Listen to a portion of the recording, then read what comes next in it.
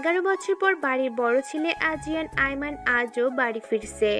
আজকে পুরো বাড়ি ফুল দিয়ে সাজানো হয়েছে। তানিশা আইমান পুরো বাড়ির তদারকি করছেন যেন কোথাও কোনো কিছুর খামতি না থাকে। তার একমাত্র ছেলে এত বছর পর দেশে ফিরছে। আদিয়াত আইমান একটু নিশ্চিন্ত, কারণ তার সঙ্গে রাগ করে আদ্র এত বছরে বাড়িতে আসেনি। পড়ালেখা শেষ হওয়ার পরেই ইংল্যান্ড থেকে সেখানেই বিজনেস শুরু করেছে। সেখানে টপ 10 জনের মধ্যে একজন আজিয়ান আইমান আদ্র। এয়ারপোর্টে 4টা গাড়ি এসে থামলো। গাড়ি থেকে কালো পোশাক পরা 10 জন লোক বের হলো, তাদের হাতে ফুলের তোড়া। 11, 12.15 এয়ারপোর্টে থেকে বের হয়ে আসে 6 ফুট উচ্চতার লম্বা বলিষ্ঠ দেহের যুবক। গায়ে তার কালো কোট, ফর্সা গায়ে কালো কোট দারুণ লাগছে। কালো পোশাক পরা লোকগুলো সামনে এগিয়ে ফুল দিয়ে শুভেচ্ছা জানায়। আপনারা গাড়ি নিয়ে বাড়িতে ফিরে যান, আমি পরে আসব। একজন লোক বলল, কিন্তু স্যার। কোনো কিন্তু নয়, আপনারা ফিরে যান। সবাই আদ্রর রাগ সম্পর্কে জানে, তাই আর কথা বাড়ালো না, চলে গেল। আদ্র একটা বাইক নিয়ে বের হয়ে গেল। মেঘ, এই মেঘ, কোথায় তুই? জানিস তো আজকে আদ্র ভাইয়া বাড়ি ফিরছে, সবাইকে ফুপিদের বাড়িতে যেতে হবে। না আপু, আমি যাব না, তোমরা যাও। কেন যাবি না? দেখ মেঘ, ফুপি রাগ করবে। আর তুই এত বছরে ওই বাড়িতে একবারও যাসনি। আজকে যদি না যাস তাহলে ফুপি কষ্ট পাবে। প্লিজ চল না। তুই যদি না যাস তাহলে আমিও যাব না। প্লিজ চল না। এবার নীরবতা ভেঙে উঠে দাঁড়ালো মেঘ। কি রে, এত কি ভাবছিস তুই? হঠাৎ অনুর কথায় ধ্যান ফিরল মেঘের। তপ্ত নিঃশ্বাস ফেলে বলল, আচ্ছা তুই যা, আমি আসছি। বলে চলে গেল অনু। এদিকে মেঘ তো বলে দিল সে যাবে, কিন্তু তার মন থেকে ভয় যেন কাটছে না। আদ্র ভাইয়া নিশ্চয়ই এত বছরে তাকে ভুলে গেছে। ওই দিনের কথা হয়তো ভুলে গেছে, এত বছর পর নিশ্চয়ই মনে রাখবে না। সেটা ভেবে মেঘ রেডি হতে চলল। আজ মেঘ একটা কালো 3 পিস পরেছে, সাথে হালকা লিপস্টিক আর চুড়ি, কানে ঝুমকো। এতেই তাকে অপ্সরীর মতো লাগছে। চারিদিকে আলো ঝলমল করছে। বাড়িটা খুব সুন্দর করে সাজানো হয়েছে। সবাই আদ্রের জন্য অপেক্ষা করছে। হঠাৎ আলো নিভে গেল। ভয়ে মেঘ কিছুটা ভড়কে গেল। সে সবসময় অন্ধকারে ভয় পায়। একটু পর লাইট জ্বলে উঠল। আদ্র দরজার কাছে দাঁড়িয়ে আছে। তানিশা বেগম এত বছর পর তার ছেলেকে দেখে কান্না করে দিলেন। আদিয়াত আইমান দূরে দাঁড়িয়ে আছে। তিনি তার ছেলের সামনে যেতে ইতস্তত বোধ করছেন। কাজের লোকেরা ফুল দিয়ে আদ্রকে বরণ করে নিচ্ছে। চারিদিকে মেহমানরা সবাই তাকিয়ে আছে আদ্রর দিকে। আর মেয়েরা তো মনে হচ্ছে যেন চোখ দিয়ে গিলে খাচ্ছে। মেঘ কিছুটা দূরে দাঁড়িয়েছিল। সামনে থাকা 6 ফুট উচ্চতার বলিষ্ঠ দেহের মানুষটাকে চিনতে অসুবিধা হচ্ছে। আগে থেকে আরো ফর্সা, ঠোঁট গোলাপি, চুলগুলো জেল দিয়ে সেট করা, হাতে ব্র্যান্ডের ঘড়ি, দেখতে অসম্ভব সুন্দর। মেঘ না চাইতেই তার দিকে অপলক দৃষ্টিতে তাকিয়ে আছে। এদিকে তানিশা আইমানের কান্না যেন থামছেই না। ও মম, আর কত কাঁদবে? আমার ভালো লাগছে না, ছাড়ো প্লিজ, আমি ক্লান্ত। যা উপরে গিয়ে ফ্রেশ হয়ে আয়। আদ্র উপরে যেতে নিয়ে থমকে যায়। দূরে দাঁড়িয়ে থাকা মেয়েটির দিকে এক পলক তাকিয়ে সিঁড়ি দিয়ে হনহন করে চলে যায়। এদিকে সব মেহমানদের আপ্যায়ন করতে ব্যস্ত আদিয়াত আইমান। মেঘ আর অনু বসে আছে। তানিশা আইমান মেহমানদের নিয়ে এত ব্যস্ত ছিলেন যে মেঘ এসেছে খেয়ালই করেনি। মেঘকে দেখে তানিশা এগিয়ে আসলে ফুপিকে দেখে মেঘ অনু দাঁড়িয়ে গেল। কেমন আছে জিজ্ঞেস করলো তানিশা। মেঘের কপালে চুমু দিয়ে বলল, এতদিন পর তোর ফুফির কথা মনে পড়লো? মেঘ হাসি দিয়ে বলল, না ফুপি, তোমার কথা তো আমার সবসময় মনে পড়ে। এই জন্য বুঝি এত বছর আসিসনি ফুফির কাছে? আর ভাইজানের আজকে সময় হলো না পার্টিতে আসতে। জানতো ফুপি, বাবা কত ব্যস্ত। কেমন আছেন তিনি? ফুপি ভালো। অনু, মেঘ, তোরা বস, আমি তোদের খাবারটা নিয়ে আসি। না ফুপি, পরে খাবো। আচ্ছা শোন, আজকে কিন্তু তোদের ছাড়ছি না। তোরা আজকে এইখানে থাকবি, আমি ভাইজানকে বলে রেখেছি। না ফুপি, আমরা চলে যাব। না মেঘ, এতদিন পর এসেছিস, আজকে ছাড়বো না তোদের। এদিকে মেঘ কিছুটা চিন্তিত, কি বলবে তার ফুপিকে। ফ্রেশ হয়ে নিচে নামছে আদ্রকে, সবার সাথে পরিচয় করিয়ে দিচ্ছে আদিয়ান। মেঘের গায়ে অনু পানি ফেলে দিয়েছে, তাই ওয়াশরুমে যাচ্ছে মেঘ, কিন্তু পা পিছলে পড়ে যেতে নিল। আদ্র এসে ধরে নিল। বলিষ্ঠ দেহের মানুষটা তার দিকে অপলক দৃষ্টিতে তাকিয়ে আছে। মেঘ ও তার দিকে তাকিয়ে আছে অপলক দৃষ্টিতে। হঠাৎ কিছু একটা পড়ার শব্দ পেয়ে হুঁশ আসলো। আদ্রর আচমকা মেঘকে ছেড়ে দিল। মেঘ নিচে পড়ে গিয়ে কিছুটা ব্যথা পেল। তানিশা আইমান এগিয়ে এসে মেঘকে ধরে উঠালেন। মেঘ সাবধানে হাঁটবি তো, দেখছিস কিভাবে পড়ে গেলি। অদ্রিত, তুই ওকে ধরে আবার ফেলে কেন দিলি? মম, এই মেয়েটাকে। ও তোর ছোট মামার মেয়ে মেঘ, ভুলে গিয়েছিস ছোটবেলায় তোরা একসাথে কত ঝগড়া করতি। মম প্লিজ, তখন কার সাথে কি করেছি কিছু মনে নেই আমার। আর এই মেয়ে, তুমি কি ঠিক মতো হাঁটতে পারো না? মেঘ রাগে গজগজ করছে। তাকে ধরতেই বা বলল কে, ছাড়তেই বা বলল কে? ছেড়েই যদি দিবি তাহলে ধরতে কেন গেল? নিচে পড়ে তার কোমর শেষ। বাদর হনুমান মনে মনে বিড়বিড় করে বলছে মেঘ। এই মেয়ে, কি বলছি শুনছো না? হঠাৎ আদ্রর কথায় হুঁশ ফিরে মেঘের। মনে মনে আর কয়েকটা বকা দেয় মেঘ। সেদিন আদ্রের বাড়ি থেকে অনু আর মেঘ চলে আসে। ফুপি কিছুতেই রাজি হচ্ছিল না। পরে মেঘ তাকে মায়ের অসুস্থতার কথা বুঝিয়ে চলে আসে। ভোরবেলা থেকে বৃষ্টি শুরু হলো। সকালের ঘুম আর ভাঙছিল না মেঘের। এদিকে মা ডাকাডাকি করছে, ঘুমের ঘোরে শুনতে পেল। তাড়াতাড়ি ওঠ, ভার্সিটিতে যাবি না? ঘুম ঘুম চোখে ঘড়ির দিকে তাকিয়ে দেখলো বেলা 8:30 বাজে। মেঘ চিন্তিত হয়ে পড়ল, কখন রেডি হবে, কখন নাস্তা খাবো এবং ভার্সিটিতে যাব। তড়িঘড়ি করে বিছানা থেকে উঠলো মেঘ। দ্রুত রেডি হয়ে বের হলো। মা আর অনু ডাইনিং টেবিলে বসে আছে। মা, তুমি একটু আগে ডেকে দিতে পারলে না? বলতে বলতে ডাইনিং টেবিলে বসলো মেঘ। তোকে 7টা থেকে ডাকছি। অনু, তুই কি আজ ভার্সিটিতে যাবি? না মেঘ, আজ যাবো না, তুই যা। অনু আর মেঘ দু বোন। অনু অনার্স 3য় বর্ষে আর মেঘ 1ম বর্ষে। নাস্তা করে বাইরে এসে দেখলো তুমুল বৃষ্টি হচ্ছে। কোনো রিক্সাও আশেপাশে দেখছে না মেঘ। হঠাৎ একটি রিক্সার দেখা পেল মেঘ, কিন্তু 50 টাকার ভাড়া 150 টাকা। অগত্যা রাজি হয়ে রিক্সায় উঠে পড়লো মেঘ। রিক্সাওয়ালার ছোট পলিথিন দিয়ে নিজেকে ঢাকার চেষ্টা করলো মেঘ, কিন্তু ভার্সিটিতে পৌঁছাতে ভিজে জুবুঢুবু হয়ে গেল। মনে মনে তার বান্ধবী উষাকে বকা দিল। তার জন্য আজকে এই বৃষ্টির মধ্যে তাকে ভার্সিটি যেতে হচ্ছে। ভার্সিটিতে ঢোকার কিছু সময় পর বৃষ্টি থেমে গেল। মেঘ ভার্সিটির ভিতরে লাইব্রেরি রুমে অপেক্ষা করছে উষার জন্য। হঠাৎ পিছন থেকে উষা মেঘকে ডাক দিল। কিরে, তুই তো পুরো কাকভেজা হয়ে আসছিস। কিছুটা রেগে বলল, এত সময় লাগে তোর? নিজেই আসতে বললি, এখন এসে দেখি তোর কোনো খবরই নেই।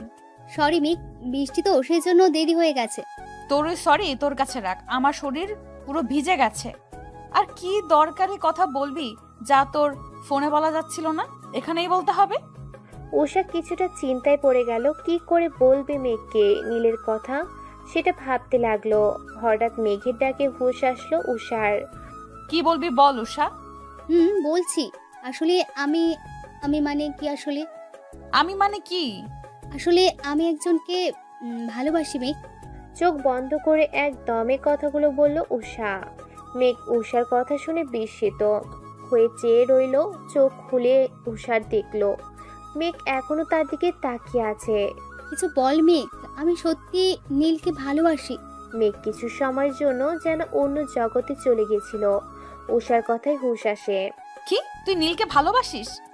নীল, মেঘ, উষা তিনজন খুব ভালো বন্ধু। এই ক্লাসেই পড়ে। তাহলে আমাকে কেন বলছিস? নীলকে বল। বলবো তো কালকে, কিন্তু কিভাবে যে বলি। আর তাছাড়া কাল তো ভার্সিটিতে একটা প্রোগ্রাম আছে, কি জানি আসবে চিপসকে হয়ে। আদিয়াত আইমান নাকি কি যেন নাম। হঠাৎ আদ্রিয়ান আইমান নাম শুনে অবাক হলো মেঘ। মনে মনে ভাবলো আদ্রের কথা। আদ্রের কথা না, ওনার নাম তো আদ্রিয়ান আয়মান আদ্র।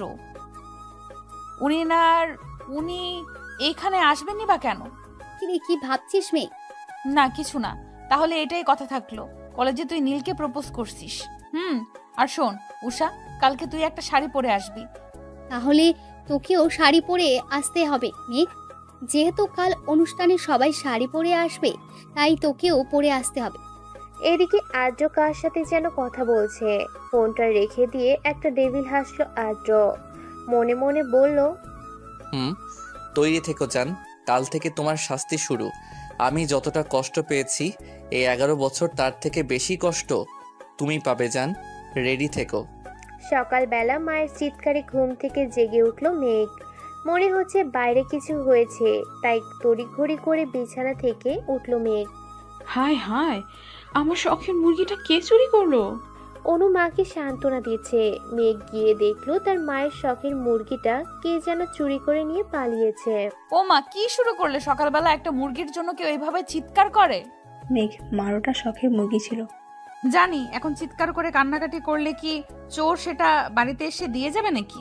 হয়েছে তোর না আজকে ভার্সিটিতে প্রোগ্রাম আছে, তাড়াতাড়ি রেডি হয়ে নে, উষা কল করেছিল। মেঘ হাতে নীল চুড়ি, কানে ঝুমকো, কপালে টিপ, হালকা লিপস্টিক, কাজল, এতটুকুতেই মেঘ অপরূপ সুন্দর লাগছিল। চুলগুলো খোলা হাওয়ায় উঠছিল। অনু মেঘের ফোন দিতে এসে আয়নার মেঘের প্রতিবিম্ব দেখে বলল, বাহ মেঘ, তোকে তো আজ পুরীর মতো লাগছে। ঘুরে তাকালে বলল, তাই বুঝি? অনু মেঘের কাছে এসে কপালে চুমু দিয়ে বলল, অনেক সুন্দর লাগছে। ভার্সিটির সামনে দাঁড়িয়ে আছে উষা। মেঘ রিক্সা ভাড়া মিটিয়ে উষার সামনে এসে দাঁড়ালো। কিরে মেঘ, আজকে তো তোকে পুরো হুড়পড়ির মতো লাগছে। আমি যদি ছেলে হতাম তাহলে এখনই উঠিয়ে নিয়ে চলে যেতাম। উষা থাম, আর তোকেও তো আজ কম সুন্দর লাগছে না। নীল তোকে দেখলেই পাগল হয়ে যাবে। সত্যি বলছিস? সত্যি। কথা বলতে বলতে ভার্সিটিতে ঢুকলো মেঘ উষা। চারদিকে বেলুন আর ফুল দিয়ে সাজানো হয়েছে। স্টেজের দিকে চোখ পড়ল মেঘের, যেখানে একটা নাম ঝলঝল করছে। নামটার দিকে এক পলক তাকিয়ে তপ্ত নিঃশ্বাস ফেলল মেঘ। মেঘ দেখ, মেয়েরা আজকে এত সেজেগুজে বসে আছে, মনে হচ্ছে কারোর জন্য অপেক্ষা করছে। এবার চল। দেখে মনে হচ্ছে কারো আসার অপেক্ষা করছে। কালো পাঞ্জাবি পরে নীল আসছে মেঘেদের কাছে। উষা তার দিকে অপলক দৃষ্টিতে তাকিয়ে আছে। কিরে, তোদের আসতে এত লেট হলো কেন? আমরা তো কখন এসেছি, তোর তো কোনো দেখা নেই। জানিস তো আজকে আমার উপর কত দায়িত্ব। ভাইয়া সব দায়িত্ব আমাকে বুঝিয়ে দিয়েছে, এত দায়িত্ব সামলে আসতে দেরি হয়ে গেল। নীলের বড় ভাই ভার্সিটির প্রিন্সিপাল, আর আজকে তো আদ্রিয়ান আয়মান আসছে, সেজন্য মেয়েরা আজ সেজে গুজে হাজির হয়েছে। হাজারো মেয়ের ক্রাশ হচ্ছে আদ্রিয়ান আয়মান, টপ বিজনেসম্যানদের মধ্যে একজন। তাছাড়া তিনি ভার্সিটিতেই ডোনেশন দেন। আজকে চিফ গেস্ট হয়ে আসছেন আদ্রিয়ান আয়মান, আর অনেক নামি দামি লোকজন আসবে। একটা ছেলের জন্য এতগুলো মেয়ে সেজেগুজে বসে আছে। মেঘ জানিস তো, আদ্রিয়ান আয়মানকে দেখার অনেক শখ আমার। ওনার কথা আমি শুনেছি, কিন্তু দেখিনি কখনো। থাম তুই, একটা ছেলের জন্য এরকম করছিস? আর তুই না আজকে নীলকে প্রপোজ করবি, ভুলে গেলি? না মেঘ, আসলে আজ নীল খুব ব্যস্ত। মনে হচ্ছে আজ যদি করি, যদি না করে দেয় তখন। আর এত ভাবতে হবে না তোকে, গিয়ে বলে তো দেখ। কিরে, তোরা দুজন কি ফিসফিস করে বলছিস? কিছু না তো। কিছু না? আর শোন মেঘ আর উষা, তোরা দুজন সামনে দাঁড়াবি। আর মেঘ, তোকে ভাইয়া বলছে চিফ গেস্টকে স্বাগত জানাতে। আর উষা, তুমিও মেঘের সাথে থেকো। আচ্ছা নীল, আমার কিছু কাজ আছে, আমি এখন আসছি। সবাই আদ্রিয়ান আয়মানের জন্য ওয়েট করছে। পরপর 5টি গাড়ি এসে থামলো। তার মধ্যে থেকে একটি গাড়ি থেকে নেমে এলো 26 বয়সের সুদর্শন এক যুবক। পরনে নীল স্যুট, তার হাত তার ব্যান্ডের ঘড়ি, চুলগুলো জেল দিয়ে সেট করা, কালো সানগ্লাস পরা। দূর থেকে ছেলেটাকে দেখে মেয়েরা চোখে যেন গিলে খাচ্ছে। উষা আর মেঘ ওয়াশরুমে থেকে বের হয়ে এসে দেখলো চিফ গেস্ট এসে পড়ছেন। নীল এসে তারা দিচ্ছিল মেঘকে। চিফ গেস্টকে ফুলের মালা দিয়ে স্বাগত জানাবে। উষা বলল, চল মেঘ, আদ্রিয়ান আয়মান এসে পড়েছে, দেখে আসি। কিন্তু মেয়েরা যেভাবে লোকটাকে চারদিক থেকে ঘিরে ধরেছে দেখা যাচ্ছে না তো। চল সামনে গিয়ে দেখে আসি। হুট করে এসে নীল মেঘের হাতে ফুলের মালা ধরিয়ে দিয়ে চলে গেল। প্রিন্সিপাল স্যার আদ্রিয়ান আয়মানকে স্বাগত জানাচ্ছে। ছেলেমেয়েরা গেস্টদের ফুল দিয়ে স্বাগত জানাচ্ছে। আদ্রিয়ান আয়মানকে ফুল দিয়ে স্বাগত জানার কথা মেঘের। একের পর একজন গেস্ট আসছে, তাদের গলায় ফুলের মালা পরানো হচ্ছে। এবার পালা মেঘের। যেই না মেঘ মালা পরাবে, সামনে থাকা ব্যক্তির দিকে মেরে দাঁড়িয়ে রইল। কে মালাটা পরিয়ে দে মেঘ। উষার কণ্ঠে হুঁশ আসলো মেঘের। তার সামনে দাঁড়িয়ে আছে স্বয়ং আদ্রিয়ান আয়মান আদ্র। মেঘ, ফুলের মালাটা পরিয়ে দাও স্যারকে। মেঘ মালাটা আদ্রকে পরিয়ে দিল। আদ্র মেঘকে কানে কানে ফিসফিসিয়ে বলল, সে আমার গলায় তোকে মালা পরিয়ে দিতে হলো। আদ্রের কথাটা সহ্য করতে পারল না মেঘ। গেস্টদের নিয়ে বসানো হলো। অনুষ্ঠান শুরু হলো। একে একে সব অতিথিকে কিছু বলার জন্য বলা হলো। খুব সুন্দর করে অনুষ্ঠান শেষ হলো।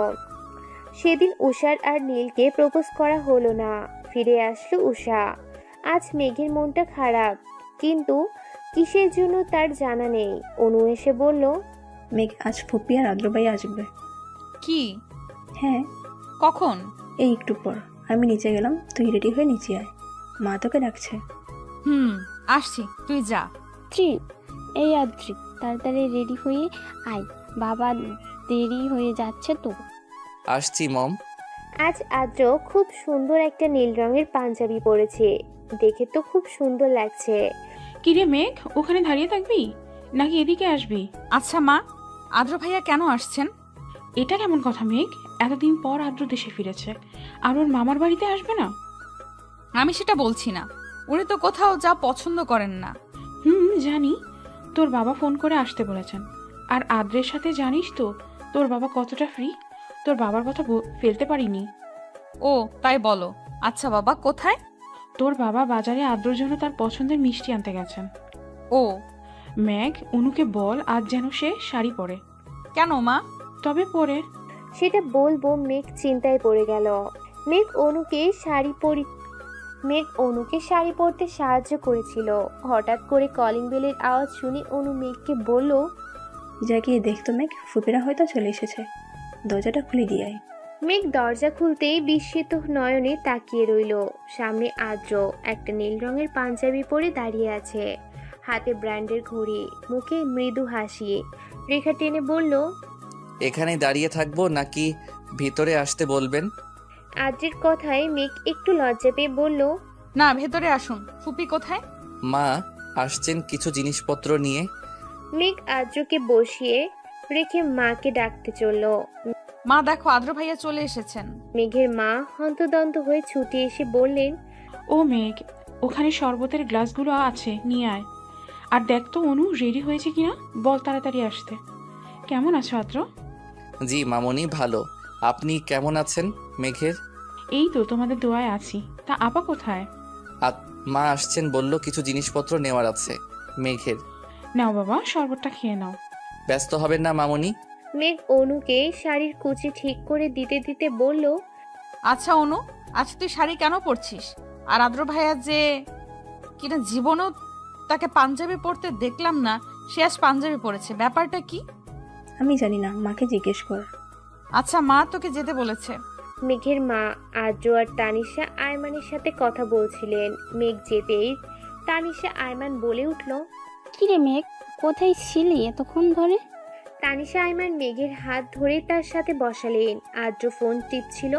আদ্রের মা বলে উঠল, জানিস মেঘ, তুই যদি অনুর থেকে বড় হতি তাহলে তোকেই আমার ছেলের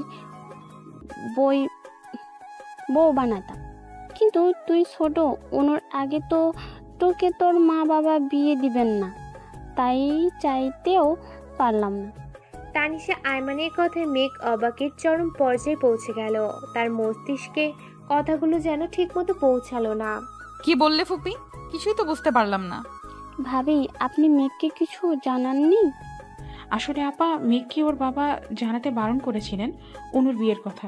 শুনলে হয়তো কিছুতেই রাজি হতো না। বোনকে বড্ড ভালোবাসতো।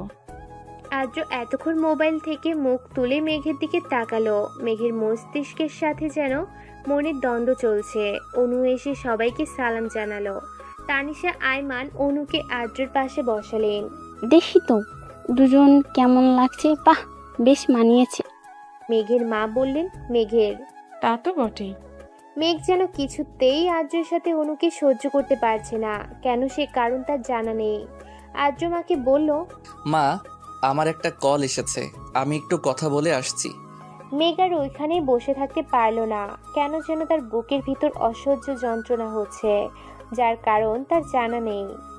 মেঘ রুমে আসতে আচমকা একটা হাত এসে হ্যাচকে টানে তার সাথে জড়িয়ে ধরল। মেঘ নিজেকে ছাড়ানোর জন্য আপ্রাণ চেষ্টা করছে, কিন্তু শক্তপোক্ত বাহুর সাথে পেরে উঠল না। হঠাৎ একটা কণ্ঠস্বর ভেসে আসলো। নিজেকে ছাড়ানোর বৃথা চেষ্টা করো না মেয়ে। এতক্ষণ মেঘের রুমের লাইট অফ ছিল। বাইরের আলো রুমে প্রবেশ করার কোনো উপায় ছিল না। হঠাৎ আলোটা জ্বলে উঠল। মেঘ আর কাউকে দেখতে পেল না। তবে কে তাকে জড়িয়ে ধরেছিল এটা তার বোধগম্য হলো না। এদিকে মেঘের মনে অজানা এক কষ্ট অনুভব করছে। সে কেন এই কষ্ট জানা নেই তার। মেঘের মা আদ্রের বিদায় দিয়ে অনুকে মেঘের রুমে পাঠালো। হঠাৎ এভাবে চলে আসার কারণে মেঘ বেলকনিতে দাঁড়িয়েছিল। পিছন থেকে কারো হাতের স্পর্শে ফিরে তাকালো। কি রে, এভাবেই চলে আসলি যে? এমনি। মেঘ, তোর কি কোনো কারণে মন খারাপ? কেন বলো তো? না, তোকে দেখে মনে হচ্ছে তোর মন ভালো নেই। মেঘ উত্তর দিল না, তপ্ত শ্বাস ফেলল। অনু আর কিছু বলল না, চলে গেল। মেঘ আজ অনেকদিন পর উষার সাথে দেখা করলো। মেয়েটা বড্ড বুদ্ধিমতী। চট করে মেঘের মন খারাপ বুঝে গেল। তবে সে প্রকাশ করলো না। সে জানে মেঘ বরাবরই চাপা স্বভাবের। ও যদি নিজ থেকে কিছু বলছে নিশ্চয় কোনো কারণ আছে, তাই জিজ্ঞেস করলো না। মেঘ এতক্ষণ আকাশের দিকে চেয়েছিল। উষার কথায় তপ্ত শ্বাস ফেলে বলল, চল।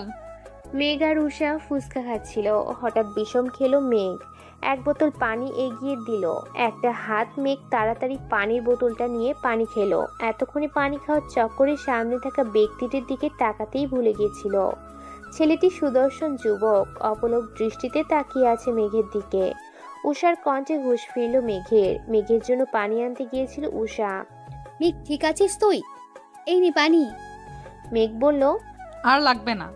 সামনে থাকা লোকটি বলল, কেউ সাহায্য করলে তাকে ধন্যবাদ জানাতে হয় ম্যাম। ধন্যবাদ। আপনি যদি কিছু মনে না করেন তাহলে কি আপনার নামটা জানতে পারি? জি, আমি মেঘ। আমি নিবিড় সাহারিয়া। উষা মেঘকে চিমটি কেটে বলল, আর কিছু জানাবি নাকি এভাবে দাঁড়িয়ে থাকবি? মেঘ আর কিছু বলল না। ছেলেটার ফোন আসাতে পিছনে ফিরে কথা বলছিল। ততক্ষণে মেঘ আর উষা চলে গেল।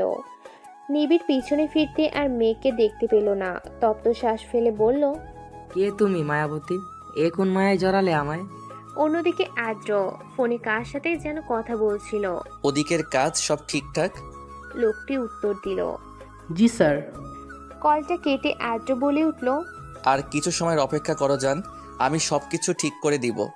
আজ অনেকদিন পর মেঘ ভার্সিটি গেল। উষা মেঘের জন্য অপেক্ষা করছিল। মেঘকে দেখতে পেয়ে এগিয়ে আসলো। কিরে মেঘ, কেমন আছিস? এই তো ভালো, চল ক্লাসে যাই। মেঘ আর উষা পা বাড়াতে একটা ছেলে মেঘ বলে ডেকে উঠল। পিছনে তাকাতেই দেখতে পেল একটা সুদর্শন যুবক তার দিকে এগিয়ে আসছে। কাছে আসতেই মেঘ বলল, আপনি এখানে কি করছেন? তাহলে তুমি আমাকে চিনতে পেরেছো? আমি এই ভার্সিটিতেই পড়ি আর তোমার সাথেই। তোমাকে দেখতে পেলাম তাই আসলাম। ও, কিন্তু আগে তো আপনাকে কোনোদিন ভার্সিটিতে দেখিনি। আসলে আমি ততটা ভার্সিটিতে আসি না। আচ্ছা চল, ক্লাস শুরু হয়ে যাবে। মেঘ পা বাড়াতে নিবিড় আবার বলে উঠল। মেঘ, আমরা কি বন্ধু হতে পারি? কিছুটা ইতস্তত বোধ করছিল। উষা বলল, আচ্ছা ঠিক আছে, কোনো সমস্যা নেই। আজ থেকে আমরা ফ্রেন্ড হলাম। চলো ক্লাসে যাই। ক্লাসে মেঘ আর উষা একই সাথে বসলো। পিছনে নিবিড় বসলো। ক্লাসে স্যার আসতেই সবাই দাঁড়িয়ে উঠল। মেঘ যেন বিস্মিত নয়নে তাকিয়ে রইল। Sit down please. সবাই বসে পড়লেও মেঘ এখনো দাঁড়িয়ে আছে। উষা মেঘের হাতে চিমটি কেটে বলল, কিরে মেঘ, দাঁড়িয়ে আছিস কেন? মেঘ তো পুরো অবাক, কারণ তার সামনে আর কেউ না, দ্য গ্রেট আদিয়ান আইমান আদ্র দাঁড়িয়ে আছে। আদ্র মেঘকে ধমক দিয়ে বসতে বলল। মেঘ উষাকে জিজ্ঞেস করলো। উনি এখানে? উষা বলল, উনি তো আমাদের নতুন টিচার হিসেবে জয়েন করেছে, জানিস তো, খুব রাগী। আর তুই কি ওনাকে চিনিস নাকি? হ্যাঁ, উনি আমার কাজিন হয়। তবে আর কাউকে বলবি না। আদ্র ভাইয়া ব্যক্তিগত লাইফ আলাদা রাখতে পছন্দ করেন। তো স্টুডেন্টস, তোমাদের গতকাল যে পড়া দিয়েছি সেগুলো কি কমপ্লিট হয়েছে? আর যে না পারো তারা ক্লাসের বাইরে গিয়ে দাঁড়াও। মেঘ প্রায় অনেকদিন ভার্সিটিতে আসে না, তাই পড়াশোনাও ঠিকমতো করা হয় না, তাই সে ক্লাসের বাইরে দাঁড়িয়ে রইল। আদ্র মেঘের দিকে একবার তাকিয়ে আবার সবাইকে জিজ্ঞেস করলো। তো বাকি সবার পড়া কমপ্লিট? হঠাৎ নিবিড় বলে উঠল। স্যার আমার পড়া হয়নি। তাই সে ক্লাসের বাইরে এসে মেঘের সাথে দাঁড়ালো। মেঘকে অন্য ছেলের পাশে দেখে আদ্রের বুকে ভেতরটা হঠাৎ কেঁপে উঠল। নিবিড় মেঘকে বলল। আচ্ছা মেঘ, তুমি কি স্যারকে পছন্দ করো? হঠাৎ নিবিড়ের কথায় বিস্মিত নয়নে তাকালো। আসলে ওই সময় তুমি যেইভাবে তাকিয়েছিলে। না, তেমনটা নয়। স্যার আমার কাজিন হয়। ও আচ্ছা, তাই বলো। আদ্র স্যার তোমার ভাই হয়, আগে বলবে না? আমি জানতাম না উনি এখানে জয়েন করেছে। ও তাই বলো। আদ্র ওদের কথা বলতে দেখে পড়ল। তোমাদের কি আমি কথা বলার জন্য বাইরে দাঁড় করিয়ে রেখেছি? কাল থেকে আমার ক্লাসে পড়া শিখে আসবে। আজ তোমাদের কিছু বললাম না, যাও ভিতরে গিয়ে বসো। আদ্র ক্লাস শেষ করে চলে গেল। উষার আজকে কি একটা কাজ আছে বলে আগেই চলে গেল, তাই মেঘকে আজকে একাই ফিরতে হবে। পিছন থেকে নিবিড় বলল। চলো মেঘ, আমি তোমাকে আজ ড্রপ করে দিয়ে আসি। মেঘ সরাসরি না বলতে পারলো না। নিবিড়, আপনি চলে যান, আমি যেতে পারবো। আরে চলো না প্লিজ। মেঘ আর কিছু বলল না। মেঘ আর নিবিড়কে একসাথে দেখে একজোড়া চোখ থেকে যেন আগুন ঝরছে। মনে হচ্ছে যেন সে আগুন সব কিছু জ্বালিয়ে পুড়িয়ে শেষ করে দিবে।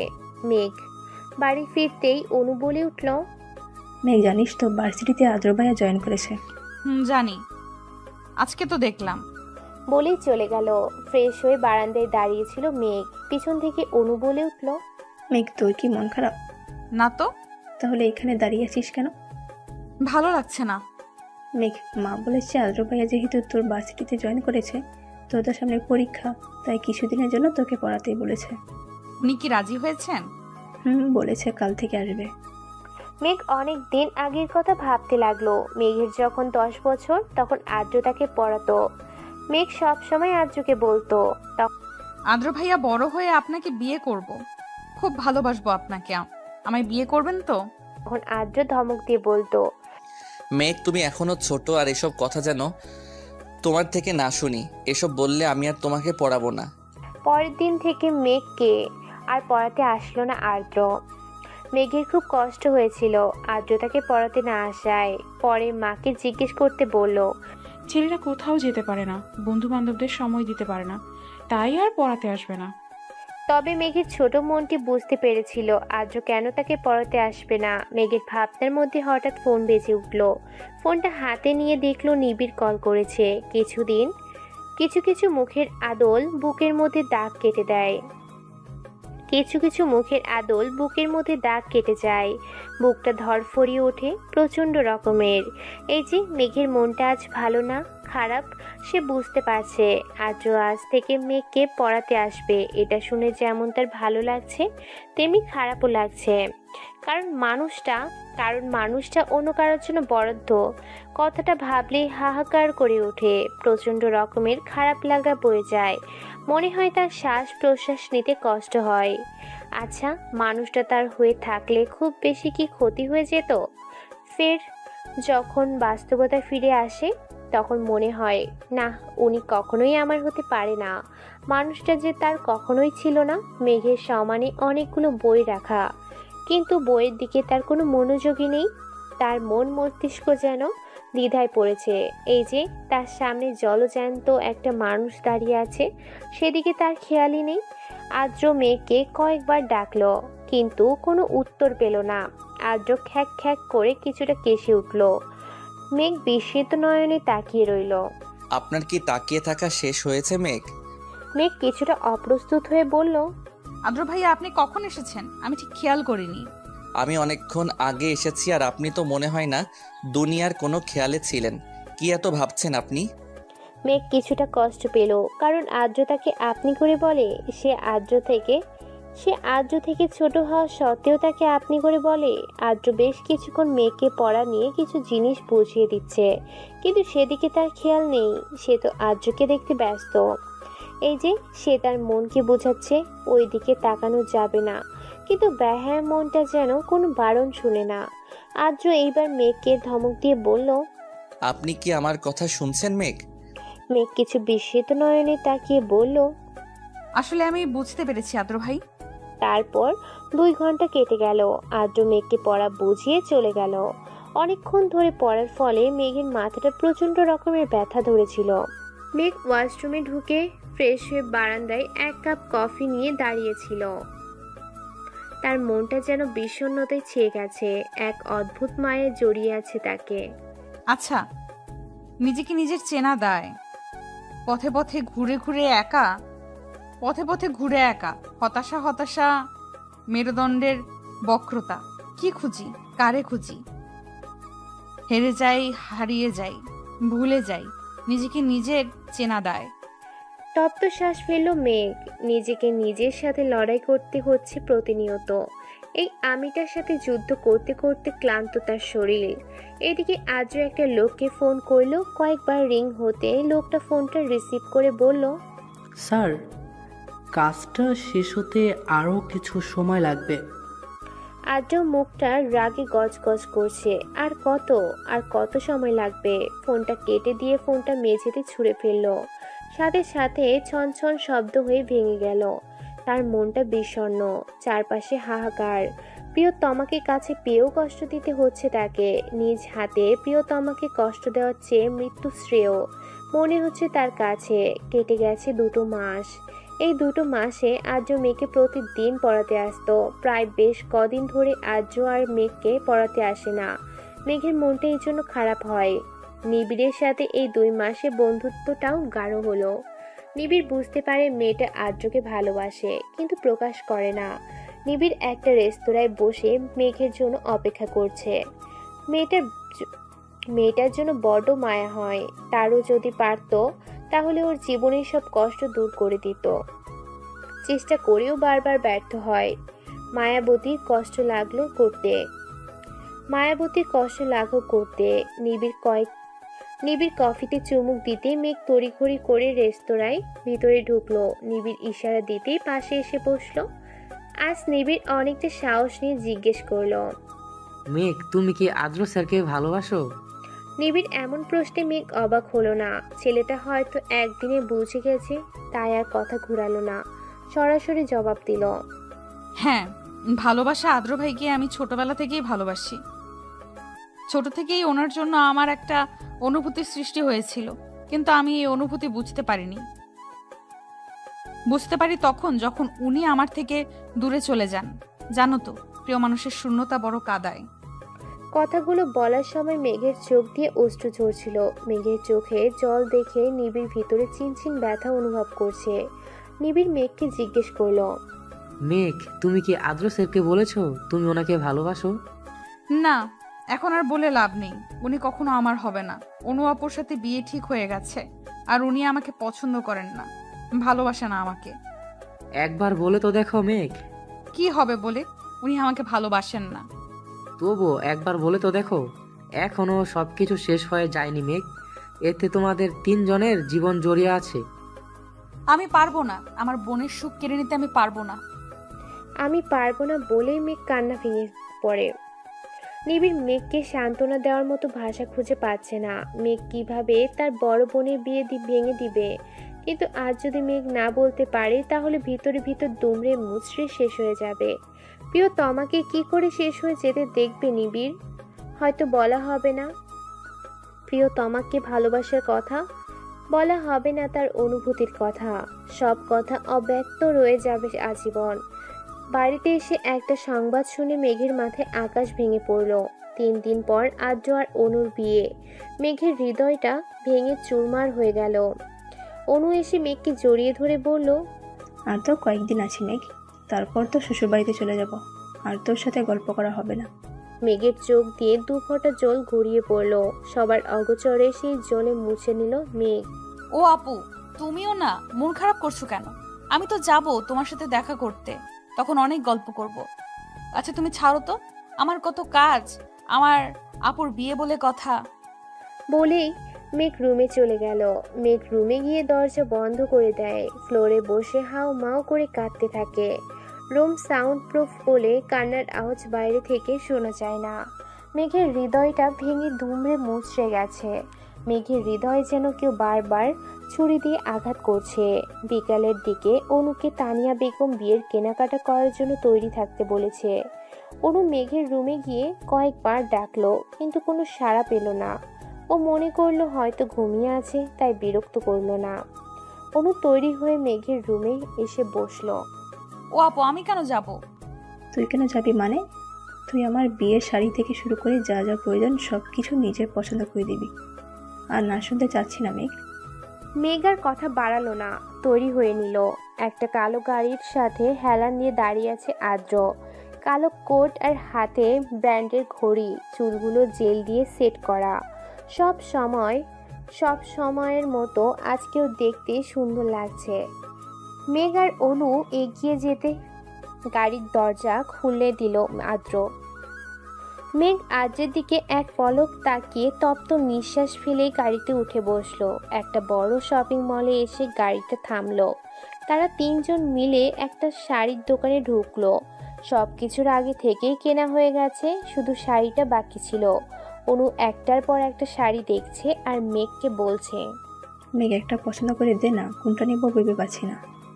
আদ্র অনুকে বলল, আপনাদের এখানে না পছন্দ হলে অন্য দোকানে দেখতে পারেন।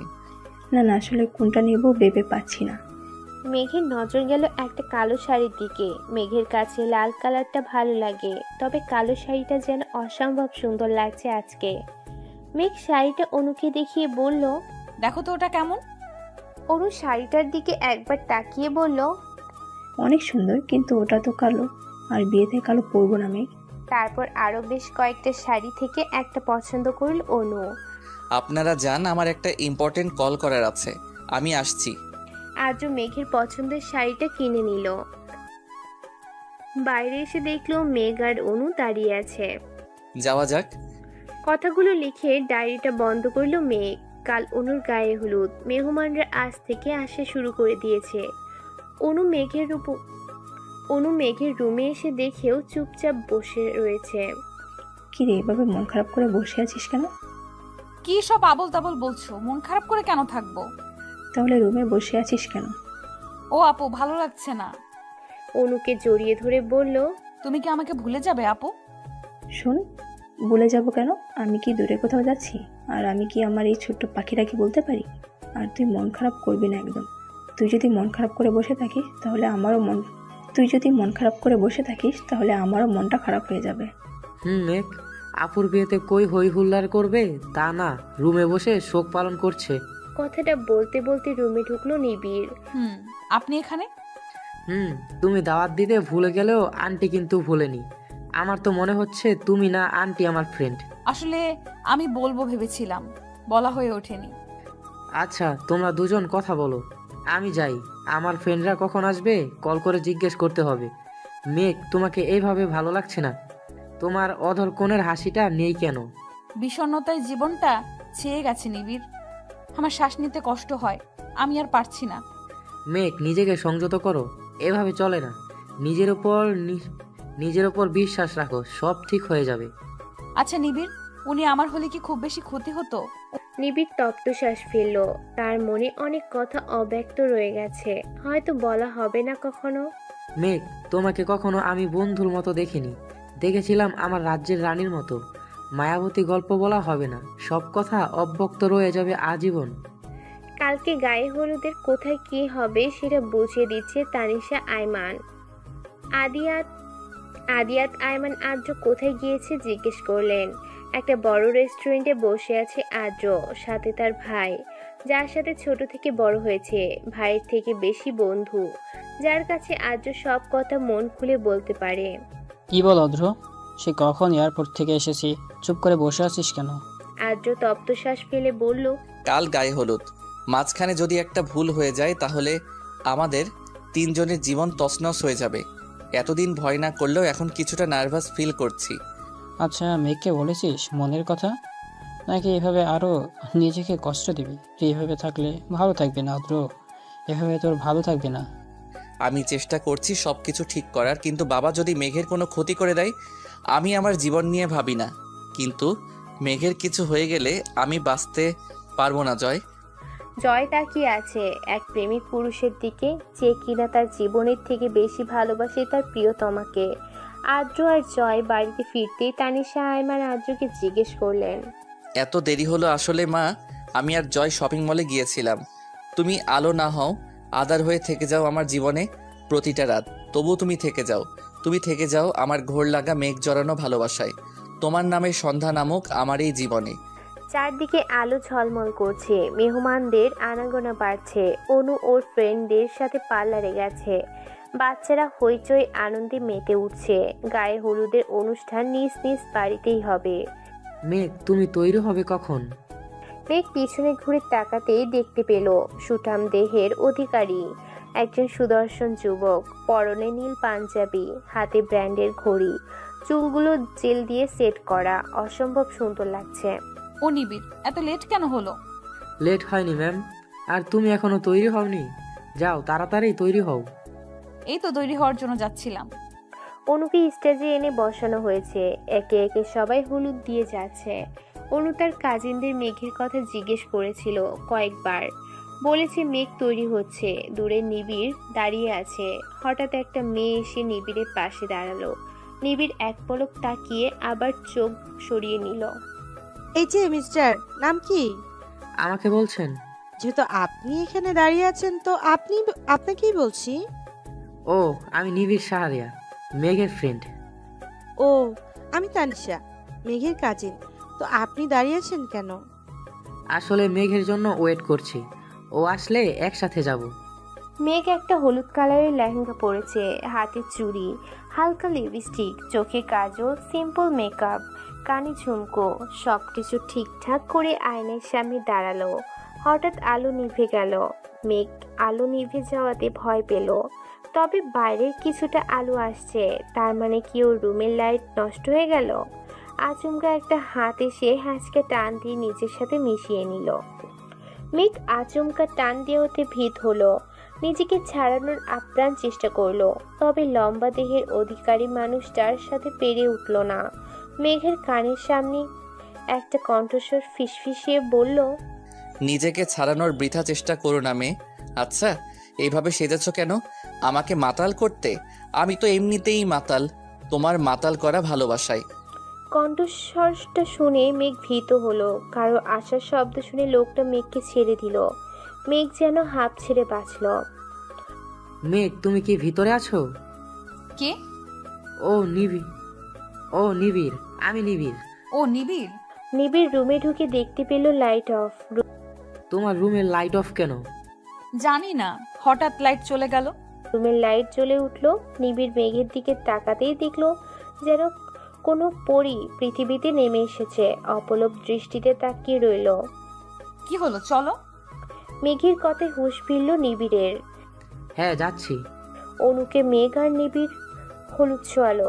অনুকে তার বান্ধবীরা মিলে মেহেদি পরিয়ে দিচ্ছে। মেঘ আর নিবিড় একসাথে বসে রয়েছে।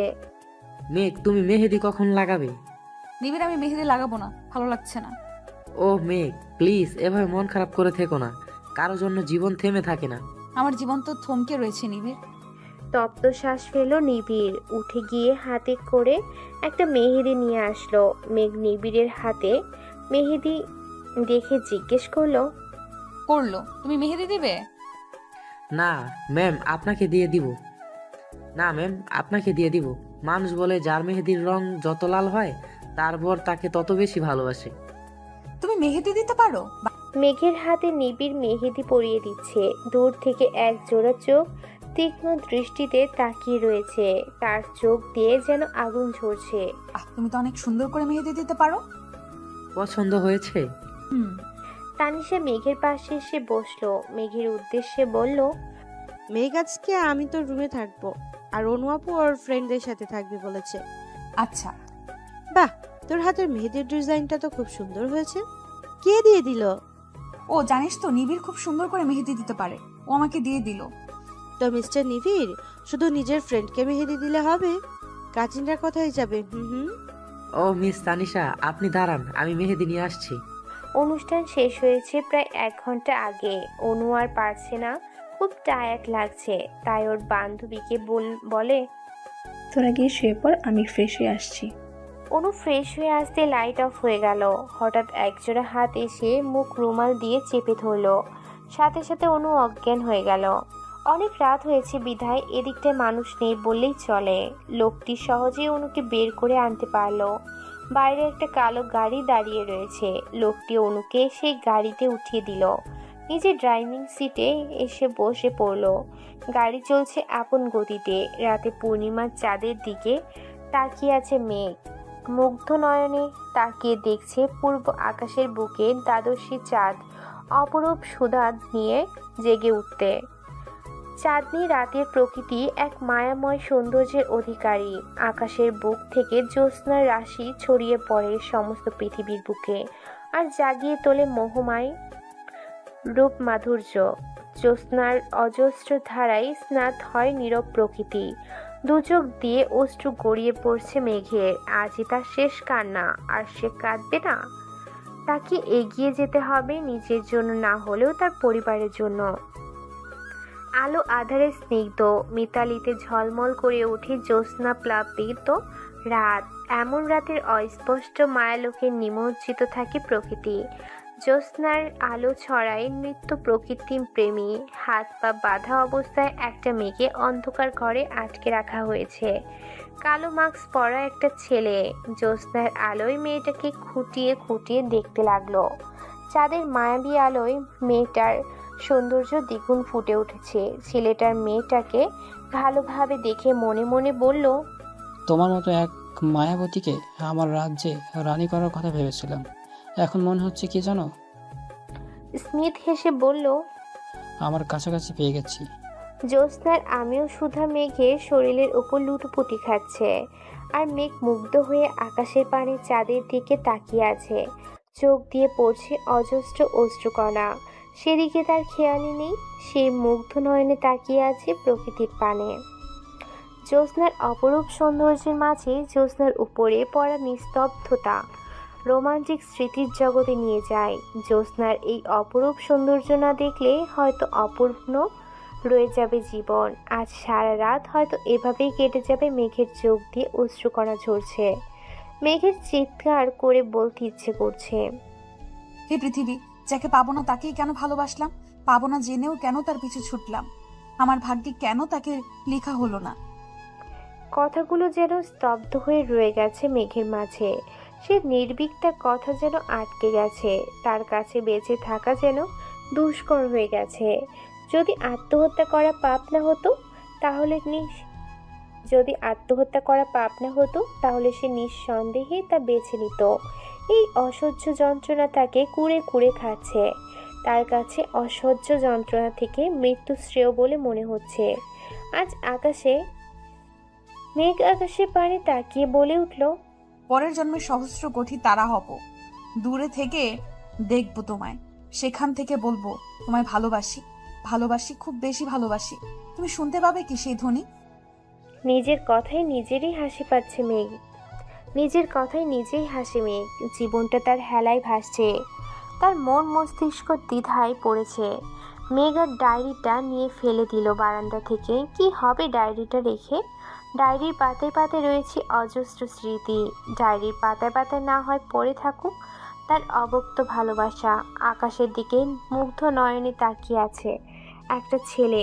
হাতে তার নিকোটিনের ধোঁয়ায় তার গোলাপি ঠোঁটগুলো কালো দাগ পড়ে গেছে। ভিতর তার অজস্র আবেগ অনুভূতি লুকিয়ে রেখেছে। আর কিছু মুহূর্তের অপেক্ষা। সব অপেক্ষার অবসান ঘটবে কাল। প্রেয়সীর নিজের করে নিবে সে। তার সব দুঃখ কষ্ট মুছে দিবে সে। সকালের আলো পর্দা ভেদ করে মেঘের চোখে মুখে উপচে পড়ছে। রাতে কাঁদতে কাঁদতে মেঝেতে শুয়ে দিল সকালের আলো পর্দা ভেদ করে মেঘের চোখে মুখে উপচে পড়ছে। রাতে কাঁদতে কাঁদতে মেঝেতে শুয়েছিল মেঘ। কখন ঘুমিয়ে পড়েছে মনে নেই। বাইরে থেকে চেঁচানোর আওয়াজ ভেসে আসছে। কেউ কাঁদছে চিৎকার করে, কি বলছে শোনা যাচ্ছে না ঠিক মতো। মেঘের হুঁশ আসতেই কালকে ডায়েরিটার কথা মনে পড়ে যায়। ওই ডায়েরিটা কেউ আবার পেয়ে যায়নি তো? মেঘ ছুট লাগালো। বাইরে আসতে মানুষের ভিড়। ঠেলে ঠুলে ভিতরে যেতেই তার মাকে দেখলো চিৎকার করে কাঁদছে। মেঘ ছুটে গেল মায়ের কাছে, জিজ্ঞেস করলো কি হয়েছে। মেঘের মা কিছু বলল না, মেঘকে জড়িয়ে ধরে কাঁদতে লাগলো। মানুষজন কি যেন বলা বলি করছে। অনুর বান্ধবীরা দাঁড়িয়েছিল। মেঘ সেখান থেকে একটা মেয়েকে জিজ্ঞেস করলো, শ্রেয়া আপু কি হয়েছে বলবে আমাকে? মা কেন কাঁদছে? শ্রেয়া বলল, অনু পালিয়ে গেছে। মেঘের হাতে একটা চিঠি ধরিয়ে দিল। মেঘ চিঠিটা পড়ে বাকরুদ্ধ অবস্থায় দাঁড়িয়ে রইল। মাথায় তার আকাশ ভেঙে পড়েছে। বারবার একটা কথাই মাথায় বাড়ি খাচ্ছে। পালিয়েছে। মেঘের মা মেঘকে জড়িয়ে ধরে বলল, এবার কি হবে আমাদের? তোর বাবার মান সম্মান তো থাকবে না আর। তোর ফুপি যদি জানতে পারে খুব কষ্ট পাবে। তাদের সম্মান নষ্ট হয়ে যাবে। এত মেহমানের সামনে আমাদের সম্মান নিঃশেষ হয়ে যাবে মা। মেঘ কিছু বলার ক্ষমতা হারিয়ে ফেলেছে। সব কিছু এলোমেলো লাগছে তার কাছে। অনু কার সাথে পালিয়ে গেল আর কেনই বা গেল? জীবন বড়ই বিচিত্র। মেঘের আজকে পৃথিবীর সবচেয়ে বেশি খুশি হওয়ার কথা ছিল, তবুও তার মনে ভয় হচ্ছে। যদি আদ্র এই বিয়েটা মেনে না নেয় তখন কি হবে? মেঘ ভাবতে লাগলো আজকে দিনটার কথা। অতীত অনুর মা তানিশা আয়মানকে অনুর পালিয়ে যাওয়ার কথা বললে তিনি মেঘকে আদ্রর জন্য চাইলেন। অনুর মা মান সম্মানের কথা চিন্তা করে রাজি হয়ে গেল। বিয়েটা খুব সাধারণভাবেই হয়েছে। তানিশা আয়মান বলে দিয়েছে যাতে তাড়াতাড়ি সবাই বাড়িতে চলে আসে।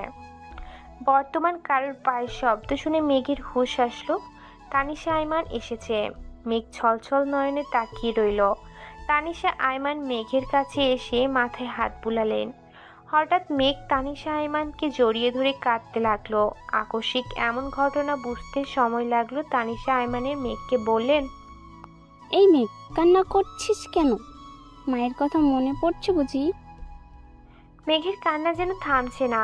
তানিশা আয়মান মেঘের মাথায় আলতো করে হাত বুলাতে বুলাতে বলল, আর কাঁদবি না, একদম কাঁদতে কাঁদতে চোখের কি অবস্থা করেছিস বলতো? আমি জানি বিয়েটা মেনে নিতে তোর কষ্ট হচ্ছে, তবে আমি যে আজ যদি বিয়েটা না হতো তাহলে আত্মীয় স্বজনদের কাছে আমাদের সম্মান নষ্ট হতো। আমার ছেলেটা একটু বদমেজাজি, তবে খারাপ নয়। একটু মানিয়ে নিস, দেখবি খুব ভালোবাসবে তোকে। রাজরানী হয়ে থাকবি। আমি এখন যাই, আদ্রিকে পাঠিয়ে দিচ্ছি। আদিয়াত আয়মানের সাথে প্রায় 1 ঘন্টা যাবৎ কিছু নিয়ে কথা বলছে আদ্র।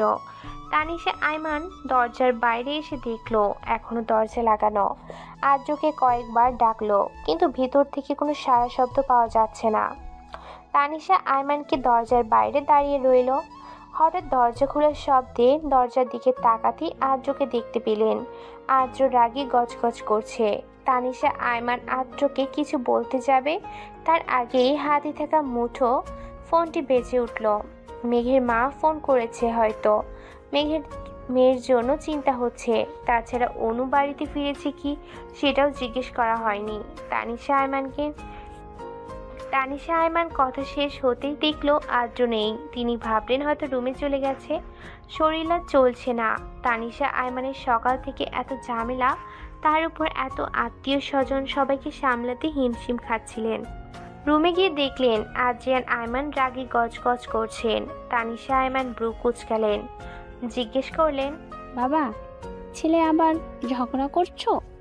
আদ্রিয়ান আয়মান রাগী কণ্ঠস্বরে বললেন, আদ্রের অনু পালিয়ে গেছে, আমাকে বলে না কেন? আর মেয়েকের সাথে বিয়ে দেওয়ার আগে আমাকে একবার জানানোর প্রয়োজন বোধ করলে না? তানিশা আয়মান রাগী কণ্ঠস্বরে বলল, মেঘের সাথে বিয়ে হতে দিতে তুমি কখনো মেঘকে পছন্দ করছো? যখন আদিত্যর জন্য মেঘের কথা তোমাকে বললাম, কি বলেছিল মনে নেই? আদিয়াত আদিয়াত আয়মান হনহন করে রুম থেকে বের হয়ে গেলেন। তানিশা আয়মান তপ্ত শ্বাস ফেলল। গাড়ির সাথে হেলান দিয়ে দাঁড়িয়ে আছে আদ্র। দৃষ্টি তার আকাশের পানে। নিজেকে বড্ড অসহায় লাগছে। তার কাছে সব কিছু এলোমেলো লাগছে। সব কিছু ঠিক করতে গিয়ে সব কিছু এলোমেলো করে ফেলেছে। নিজে ভালো থাকা চাইতে মেঘকে কষ্ট দিচ্ছে। আদ্রের ভিতরটা ভেঙে চুরমার হয়ে যাচ্ছে। নিঃশ্বাস নিতে তার কষ্ট হচ্ছে। প্রিয়তমাকে কাছে পেয়েও নিজের করে নিতে পারছে না। নিজ হাতে কষ্ট দিতে হচ্ছে তাকে। হঠাৎ হাতে থাকা মুঠো ফোনটা বেজে উঠল। ফোনটা রিসিভ করতে লোকটার কথা শুনে আদ্রর মাথা কাজ করছে না। কি করবে এখন? চারদিকে আলোর শিহরণ।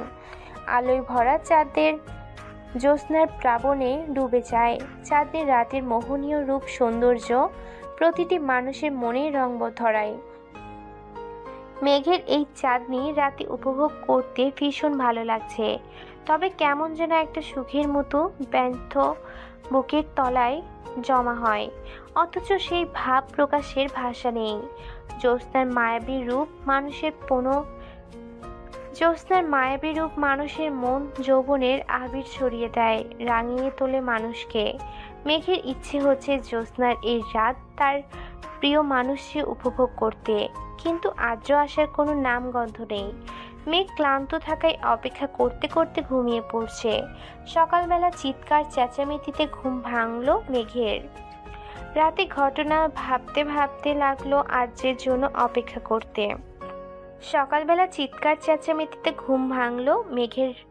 রাতের ঘটনা ভাবতে লাগলো আদ্রের জন্য অপেক্ষা করতে করতে কখন যে চোখ লেগে এসেছে বুঝতে পারেনি। আদ্র কি রাতে রুমে আসেনি? যদি আসতো তাহলে নিশ্চয়ই মেঘকে জাগিয়ে তুলতো। হঠাৎ মনটা খারাপ হয়ে গেল। তবে কি আদ্র বিয়েটা মেনে নেয়নি? তানিয়া আয়মানের চিৎকারে হুঁশ ফিরল মেঘের। মেঘ ফ্রেশ হয়ে হালকা গোলাপি রঙের শাড়ি পরে নিল। নিচে তানিয়া আয়মান রাগে গজগজ করছেন মেঘকে দেখে। তানিয়া আয়মান ডুকরে কেঁদে উঠল। হঠাৎ এমন কারণে মেঘ বিস্মিত হলো। ফুপি কাঁদছো কেন? কি হয়েছে আমাকে বলো। তানিয়া আয়মান কাঁদতে কাঁদতে বললেন, আমার ছেলেটা রাগী বদমেজাজি, কিন্তু ও এরকম করবে আমি বুঝিনি। আমি তোর জীবনটা নিজ হাতে শেষ করে দিলাম। আমায় মাফ করে দিস মেঘ। আমি পারলাম না তোর জীবনটাকে সুন্দর করে সাজিয়ে দিতে। আদ্রিত এমন একটা কাজ করবে আমি ভাবতেও পারিনি। আমার ছেলেটা রাগে বদমেজাজি, কিন্তু ও এরকম করবে আমি বুঝিনি। আমি তোর জীবনটা নিজে হাতে শেষ করে দিলাম। আমায় মাফ করে দিস মেঘ। আমি পারলাম না তোর জীবনটাকে সুন্দর করে সাজিয়ে দিতে। আদ্রিত এমন একটা কাজ করবে আমি ভাবতেও পারিনি। তানিয়া আয়মান মেঘের হাতে একটা চিঠি ধরিয়ে দিলেন, যেখানে লেখা আছে। মেঘের মাথায় যেন আকাশ ভেঙে পড়ছে। ওর মস্তিষ্ক যেন শূন্য। মন মস্তিষ্কে দ্বিধায় ভুগছে। এটা কিভাবে করতে পারলো আদ্র? হঠাৎ অজ্ঞান হয়ে গেল মেঘ। তানিশা আয়মান বাড়ির লোকদের নিয়ে আদ্রের রুমে এনে শুয়ে দিল। মাথায় হাত বুলাতে লাগলো। চিন্তা করতে লাগলো সকালের ঘটনা। ঘুম থেকে উঠে নিচে নামতে দারোয়ান এসে তানিশা আয়মানের হাতে চিঠি দিয়ে বলল আদ্র দিয়েছে। চিঠি খুলতেই মাথায় যেন আকাশ ভেঙে পড়লো। তানিশা আয়মানের, আদ্র এসব কি লিখেছে? এখন এসবের মানে কি? আদ্রকে কয়েকবার ফোন দিলেও ফোন বন্ধ বলছে। বর্তমানে একটু আগে মেঘের জ্ঞান ফিরেছে। মেঘ ছলছল নয়নে তাকিয়ে রইল তানিশা আয়মানের দিকে। ফুপি আমি কি এতটাই খারাপ যে আমাকে ভালোবাসা যায় না? তানিশা আয়মানের মেঘে জড়িয়ে ধরে বলল, এসব কি বলছিস মেঘ? তুই খারাপ হতে চাবি কেন? আমি তো মনে করি তাদের ভাগ্য খারাপ যে তোকে মেনে নিতে পারিনি। মেঘের চোখ দিয়ে অজস্র অশ্রু ঝরছিল। মেঘের জীবনটা কেমন এলোমেলো হয়ে গেছে। সব কিছু ছন্নছাড়া। তার জীবন যেন হেলায় ভেসে চলেছে। কেটে গেছে 2 বছর। এই 2 বছরেও এমন একটি দিনও নেই যে দিন মেঘ আদ্রকে মনে করেনি। এমন একটি দিনও নেই যে দিনও কান্না করেনি। তবে দিন শেষে কারোর জীবন কারোর জন্য থেমে থাকে না। মেঘ উষার বিয়ের জন্য তৈরি হচ্ছে। উষা অবশেষে তার ভালোবাসার মানুষটাকে নিজের করে পাচ্ছে। মেঘেরও ইচ্ছে ছিল আদ্রকে নিয়ে ভালো থাকার, কিন্তু আদ্র তো চায়নি। কথাটা ভাবতেই বুকের ভিতরটা ছ্যাদ করে উঠল মেঘের। ভাবতে লাগলো সেই দিনটার কথা। অতীত। আদ্র চলে গেছে প্রায় 2 সপ্তাহ হবে। এই 2 সপ্তাহ মেঘ রুম থেকে বের হয়নি, নিজেকে রুমের মধ্যে বন্দি করে রেখেছিল।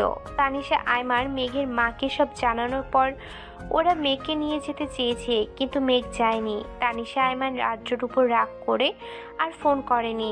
তানিশা আইমান মেঘকে জোর করেনি, বলেছিল আজ থেকে তুই আমার মেন হয়ে থাকবি। নিবিড় মেয়ের বিয়েটা মেনে নিতে পারেনি। নিবিড় মেঘের বিয়েটা মেনে নিতে পারেনি। পরে যখন মেঘের এই অবস্থার কথা জানতে পেরেছে, ও মেঘকে এই অবস্থা থেকে বের হয়ে আসতে সাপোর্ট করেছে। তারপর প্রায় 1 মাস পর অনু বাড়িতে এসেছে। সবাই অনুকে অনেক অপমান করে। অনুর মা ওকে মেনে নিতে চায়নি। মেঘের এই অবস্থার জন্য অনুকে দায়ী করেছে। অনু সব কিছু মেনে নিয়েছে। কেন পালিয়ে গেছে এই প্রশ্নের জবাব অনু দেয়নি। সব কিছু এড়িয়ে গেছে। কেটে গেছে প্রায় 5 মাস। আদ্র চলে যাওয়ার পর প্রায় 5 মাস মেঘ নিজেকে সবার থেকে আড়াল করে রেখেছে। এই 5 মাস নিবিড় সব সময় মেঘকে সাপোর্ট করেছে। মেঘ অনার্স কমপ্লিট করেছে। আদ্র চলে যাওয়ার পর তানিশা আইমান মেঘকে কতবার বলেছে তুই আবার নিজের জীবনটাকে সুন্দর করে গুছিয়ে নে নতুন কারোর সাথে, কিন্তু মেঘ চায়নি। বর্তমান মেঘের ভাবনা ব্যাঘাত ঘটালোতে থাকা মুঠোফোনের আওয়াজে। নিবিড় কল করেছে, কখন বের হবে জানতে চাইছে। মেঘ আজকে খুব সুন্দর করে সেজেছে। নীল রঙের শাড়ি, হাতে নীল চুড়ি, চোখে কাজল, সিম্পল মেকআপ, দেখতে খুব সুন্দর লাগছে। অনু তড়িঘড়ি করে মেঘের রুমে ঢুকলো। মেঘ অনুর দিকে তাকাতেই অনু হা হয়ে মেঘের দিকে তাকিয়ে রইল। মেঘ অনুকে এভাবে হা হয়ে তাকিয়ে থাকতে দেখে জিজ্ঞেস করলো, কি হয়েছে? মেঘ, তুই জানিস আজকে তোকে কত সুন্দর লাগছে? আজ তোকে যে দেখবে সেই ফিদা হয়ে যাবে। আজ কতদিন পর তুই এত সুন্দর করে সেজেছিস। খুব সুন্দর লাগছে, পুরো পরীর মতো লাগছে।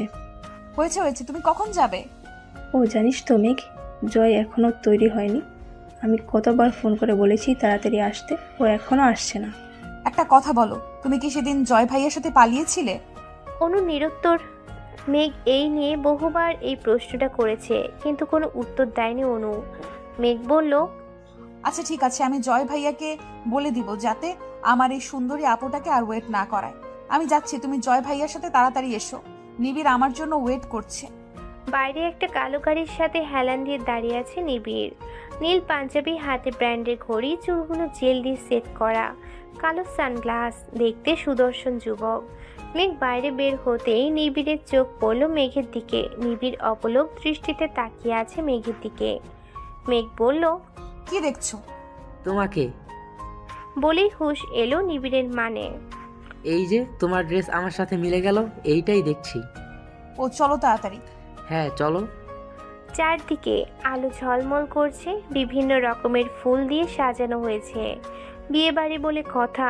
মেঘ আর নিবিড় গাড়ি থেকে দাঁড়ালো। নিবিড় বলল, মেঘ তুমি যাও, আমি উষার গিফটটা নিয়ে আসছি। আচ্ছা। মেঘ বাইরে এসে দাঁড়াতে পরিচিত একটা কণ্ঠস্বর মেঘ বলে ডেকে উঠল। মেঘ পরিচিত কণ্ঠস্বর শুনে স্তব্ধ হয়ে রইল। বুকের ভিতরটা ছ্যাদ করে উঠল। মেঘ পিছনে ফিরতে কাঙ্ক্ষিত মানুষটিকে দেখতে পেল না। মেঘ নিরাশ হয়ে ভিতরে গেল। হয়তো সবসময় তার কথা ভাবতে থাকে বলে এরকম করেছে। মেঘ যতই বলুক ও আদ্রর কথা ভাবে না, কিন্তু ওর মন মস্তিষ্ক জুড়ে শুধুই আদ্র রয়েছে। মেঘ ভিতরে যেতে উষা জিজ্ঞেস করলো, এই তোর আসার সময় হয়েছে? এই আমি তোর বান্ধবী, তুই আমাকে একদম ভালোবাসিস না মেঘ? না হলে তুই এটা আমার সাথে কিছুতেই করতে পারতি না। আমার একমাত্র বান্ধবী হয়েও তুই কিভাবে পারলি এত লেট করে আসতে? আচ্ছা সরি, প্লিজ রাগ করিস না। নিবিড় কোথায়? ওর কথা বলিস না, ও তোর গিফট বাড়িতে রেখে চলে এসেছে, সেটাই আবার নিয়ে আসতে গেছে। ও তুই কেন যেতে দিলি মেঘ? পরে কি দেওয়া যেত না? ও বললে শুনতো। আর তোকে যাচ কি সুন্দর লাগছে উষা। তবে অবশ্য বিয়ে বাড়িতে সবার থেকে বউকেই ভালো লাগে, কারণ সবাই বউকেই দেখে। সেটা না হয় বুঝতে পারলাম, তোর দিক থেকে তো চোখ ফেরানো মুশকিল হয়ে যাচ্ছে। আমি যদি ছেলে হতাম তোকে নিয়ে এখনই গায়েব হয়ে যেতাম। রেস্টুরেন্ট বসে আছে আদ্র আর নিবিড়। নিবিড় নিজের রাগকে কন্ট্রোল করার চেষ্টা করছে। নিজেকে সংযত করে আদ্রকে প্রশ্ন করলো, আপনি এমন কেন করছেন? কেমন? বুঝেও বুঝেও কেন এরকম করছেন? আপনি মেঘকে ভালোবাসেন? না, তাহলে ছেড়ে দিন। ও চাইলে আমি ডিভোর্স পেপারে সাইন করে দিব। নিবিড় তাচ্ছিল হাসল। তাহলে আজকে ওকে ডাকলেন কেন? আদ্র বিস্মিত নয়নে তাকালো নিবিড়ের দিকে, কিচ্ছু বলল না। নিবিড় তপ্ত শ্বাস ফেলে বলল, আমি জানি আপনি মেঘকে ভালোবাসেন, তবে কেন এরকম করছেন আমার জানা নেই। আমি কারণটা জানার চেষ্টা করব। আসলে বিডিতে একটা কাজের জন্য এসেছিলাম, তো গাড়িতে ছিলাম, হঠাৎ মেঘকে দেখে ডেকে ফেলেছিলাম। আর তুমি ভুল ভাবছো। মেঘ নিবিড়ের সাথে কথা বলছিল। একটা মেয়ে এসে বলল, তোমার নাম মেঘ না? মেঘ মেয়েটির দিকে তাকিয়ে বলল, জি, কিন্তু আপনাকে তো চিনতে পারলাম না। আমি নীলা, আদ্রর ফ্রেন্ড। আমরা একসাথে পড়াশোনা করেছি। তোমাকে সামনাসামনি দেখার অনেক ইচ্ছে ছিল। তোমার ভাগ্য দেখে খুব ঈর্ষা করতে ইচ্ছা করে, জানো? তুমি খুব ভাগ্যবতী। মেঘ যেন স্তব্ধ হয়ে গেছে। সে থই থই জ্বলে যেন মেঘ ভেসে যাচ্ছে। একটু আগে নীলা নামের মেয়েটার কথাগুলো বুকের ভিতর নুয়ে থাকা ভালোবাসার জ্বালাটুকু হাজার খানিক যন্ত্রণা দিচ্ছে। অতীত। নীলা নামের মেয়েটির কথা উপেক্ষা করে মেঘ পা বাড়াতে নীলা বলে উঠল, মেঘ, তোমায় আদ্র অনেক ভালোবাসে। মেঘ চোখ বন্ধ করে জোরে শ্বাস নিল। কেন ভালোবাসার কথা বলছেন আপনি? এই যে আদ্র ভাই আমাকে কখনো ভালোবাসেননি, এই যে আকাশ সমান ভালোবাসাকে ওনার কাছে অভিনয় মনে হতো, এই যে আমি ওনার জীবনের অভিশাপ, এই যে আমাকে উনি বিয়ে করে জীবনের সবচেয়ে বড় ভুল করেছেন, মেনে নিয়েছি তো। কেন বারবার আপনারা আমাকে আঘাত করেন? আমি ওনাকে ভুলে যেতে চাই। কি বলছো তুমি? আদ্র তোমাকে ভালোবাসে না? আমি ওনার জীবনে কাটা স্বরূপ, যেটাকে তিনি নিজ হাতে সরিয়ে ফেলেছেন। তুমি ভুল ভাবছো মেঘ, এমন কিছু নয়। আর তোমাকে বিয়ে করার জন্য তোমার বোনকে আটকে রেখেছিল আদ্র, আর সেই আদ্র তোমাকে ভালোবাসে না, এটা তুমি কি করে বলছো? মেঘ বিস্মিত নয়নে নীলার দিকে তাকালো। কথা বলার ভাষা যেন হারিয়ে ফেলেছে। একটা লোক এসে নীলার নামে মেয়েটিকে বলল, সময় হয়ে গেছে, চলে যেতে হবে। নীলা মেঘের দিকে এক পলক তাকিয়ে চলে গেল। বর্তমান মেঘ বাড়িতে এসে অনুকে জড়িয়ে ধরে হাও মাও করে কাঁদছে। অনু মেঘের এইভাবে কান্না করে একটু অবাক হলো। মেঘ বলল, সবাই আমায় ঠকালো, তুমি কিভাবে আমায় ঠকাতে পারলে আপু? অনু বিস্মিত নয়নে তাকালো মেঘের দিকে। কি বলছিস মেঘ? আমি তোমায় কতবার জিজ্ঞেস করেছি ওই দিন কেন পালিয়ে গিয়েছিলে, তুমি কিচ্ছু বলনি। এটা কেন বলনি আপু? আদ্র ভাই তোমাকে আটকে রেখেছিল, কেন বলনি? উনি আমাকে ভালোবাসেন, সবাই কেন আমাকে ঠকালে, কেন? অনু আমতা আমতা করে বলল, আমি আমি জানতাম না মেঘ। মেঘ তাচ্ছিল হাসল। আজ যদি তুমি আমায় সবকিছু না বলো, তাহলে আমি নিজেকে শেষ করে দিব। মেঘ ছুরি নিয়ে হাত কাটতে নিতেই অনু এসে মেঘের গালে থাপ্পড় বসিয়ে দিল। অনু বলল, আমি সত্যি জানতাম না আদ্র ভাইয়া তোকে ভালোবাসে। আমি পরে জানতে পেরেছি। জয় আদ্র ভাইয়ার চাচাতো ভাইয়া, সবচেয়ে ভালো বন্ধু, যাকে চোখ বন্ধ করে বিশ্বাস করে আদ্র ভাইয়া। তাই জয়কে দিয়েই আমাকে কিডন্যাপ করেছিল। যখন আমাকে জয় বাড়িতে দিয়ে গেল, যাওয়ার আগে আদ্র ভাইয়ার সাথে জয়কে কথা বলতে দেখেছিলাম আমি। পরে সব জানতে পেরেছি। তোকে বলিনি, কারণ তুই সব জানতে পারলে সহ্য করতে পারতি না, তাই বলিনি। মেঘ অনুকে নিচের দিকে ঘুরিয়ে বলল, কি এমন কথা যে আমি সহ্য করতে পারবো না? বলো আমাকে আপু, প্লিজ প্লিজ, আজ চুপ করে থেকো না। নিজের জীবনে সবচেয়ে কঠিন সত্যের মুখোমুখি হতে হবে তোকে। তুই আমার আপন বোন না, আমার আব্বুর বন্ধু মেয়ে তুই। তখন ফুপি আমাদের বাসায় থাকতো, আর তোর বাবা মার সাথে তুই কয়েকদিন এসেছিলি আমাদের বাড়িতে। তবে আদ্র ভাইয়ার আব্বুর সাথে তোর বাবা বিজনেস করতেন। আদ্র ভাইয়ার জন্মদিনে তুই ও বাড়িতে গিয়েছিলি। ওই দিন আদ্র ভাইয়াকে আদ্র ভাইয়ার আব্বু একটা গাড়ি গিফট করেছিল। আদ্র ভাইয়া তখন ছোট, ড্রাইভ করতে পারতো না। তোর বাবা মা কোনো বিষয় নিয়ে কথা কাটাকাটি করছিল। আদ্র ভাইয়ার গাড়িতে বসে ড্রাইভ শিখছিল। হঠাৎ করে গাড়ির ব্রেক কাজ করছিল না। তোর বাবা মা ঝগড়ার এক পর্যায়ে চলে আসতে নিলে আদ্র ভাইয়া গাড়ির সাথে ধাক্কা খেয়ে দুজন মারা যায়। কিন্তু এতে আদ্র ভাইয়ার কোনো দোষ ছিল না। আদ্র ভাইয়া তোর বাবা মাকে মারতে চায়নি। তখন তুই অনেক ছোট, তোর সেসব কথা মনে নেই। আদ্র ভাইয়ার আব্বু ভয় পেয়ে গিয়েছিল যদি সব কিছু জানাজানি হয়ে যায়, তাহলে যদি আদ্র ভাইয়াকে পুলিশ ধরে নিয়ে যায়। তাই তিনি আদ্র ভাইয়াকে লন্ডন পাঠিয়ে দিয়েছিলেন। তবে আদ্র ভাইয়া তোকে ছোট থেকে ভালোবাসতো। ওই দিন আদ্র ভাইয়া তোকে ছেড়ে যেতে চায়নি। পরিস্থিতি তখন হাতের বাইরে চলে গিয়েছিল, তাই আদ্র ভাইয়াকে চলে যেতে হয়েছিল। ফিরে এসে যখন তোকে বিয়ে করতে চাইলো, তখন আদ্র ভাইয়ার আব্বু তোকে মেনে নিতে পারছিল না। উনি আদ্র ভাইয়ার সাথে এই বিষয় নিয়ে অনেক ঝামেলা করেছে।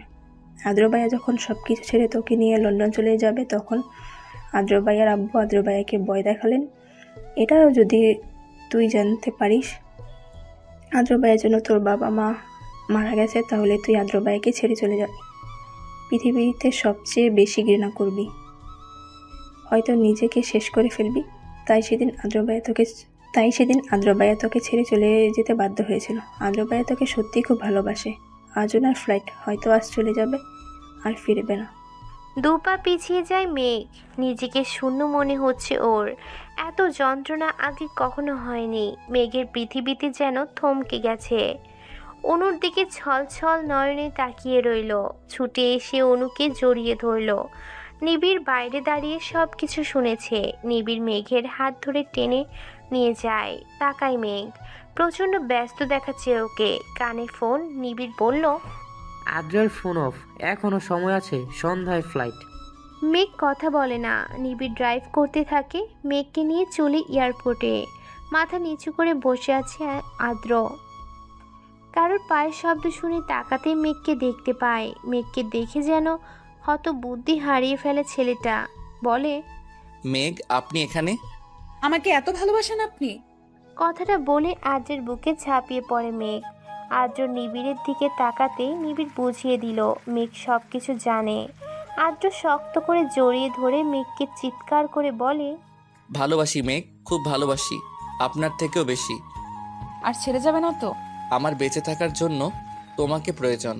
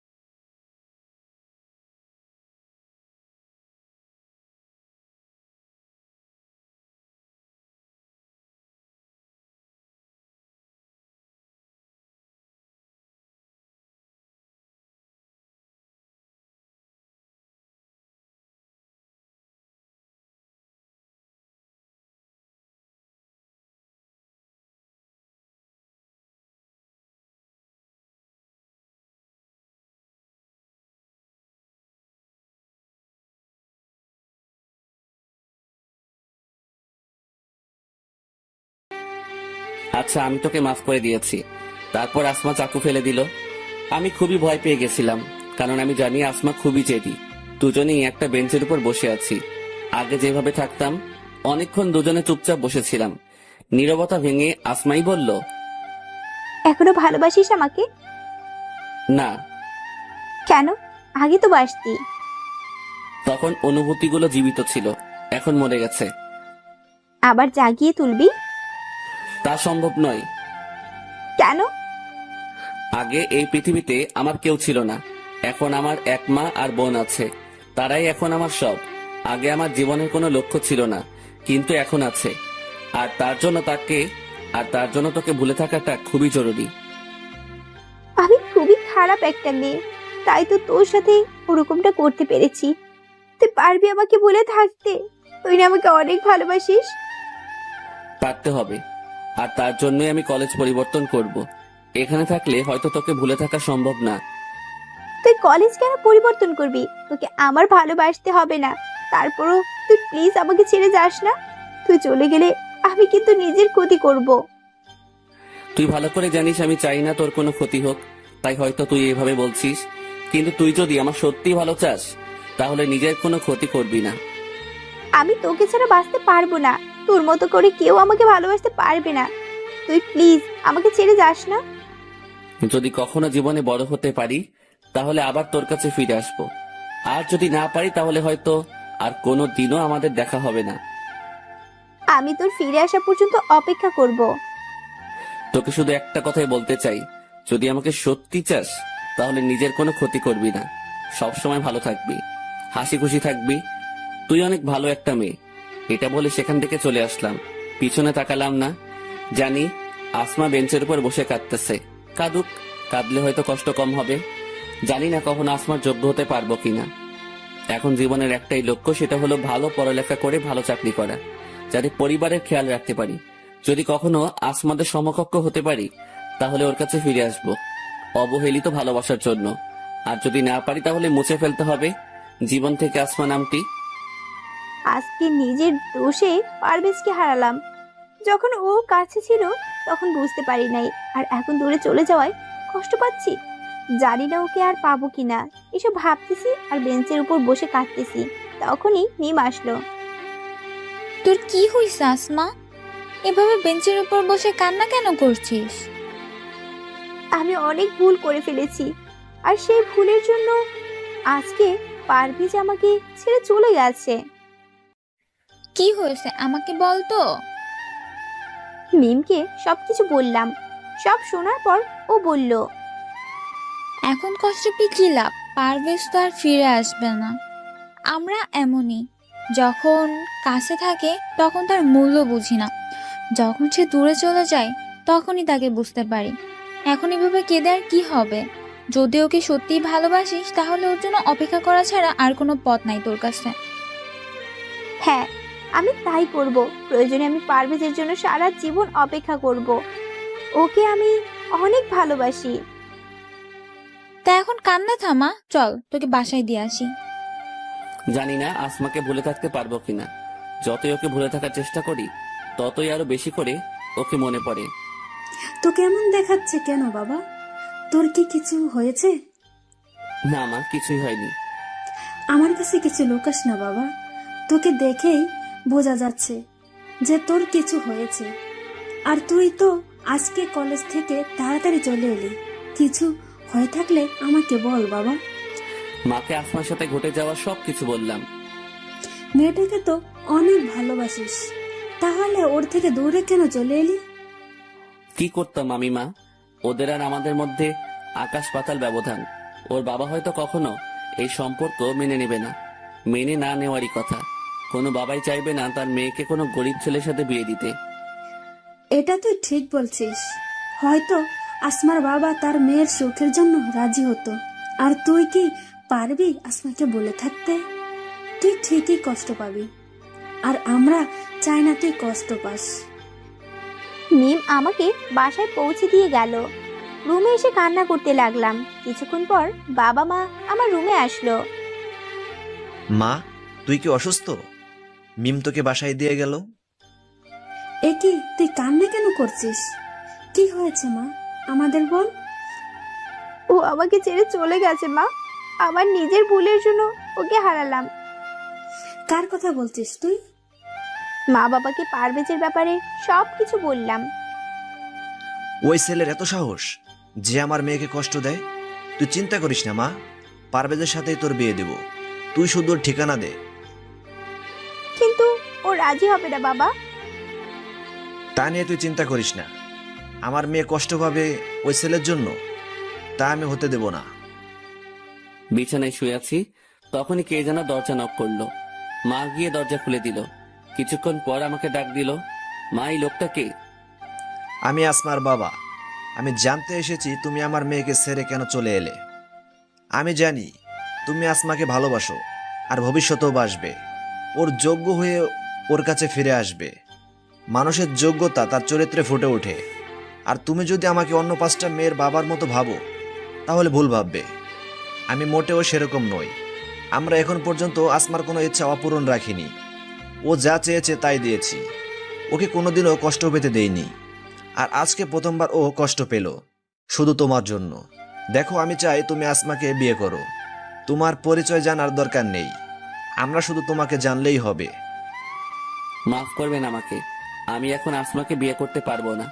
আপনি যতটা সহজভাবে বলে দিলেন, জীবনটা ততটা সহজ নয়। আসমার 1 মাসের যা খরচ, তা হয়তো আমি 6 মাসেও আয় করতে পারি না। আর এখন আমার যা অবস্থা, তাতে আসমাকে বিয়ে করা সম্ভব নয়। তুমি আমার অফিসে কাজ করবে, তাহলে তো আর কোনো সমস্যা থাকলো না। কিন্তু আমি কষ্ট না করে কোনো কিছু পেতে চাই না। কষ্ট না করে পেলে তার কোনো মূল্য থাকে না। আমি আমার যোগ্যতা অনুযায়ী কাজ করব।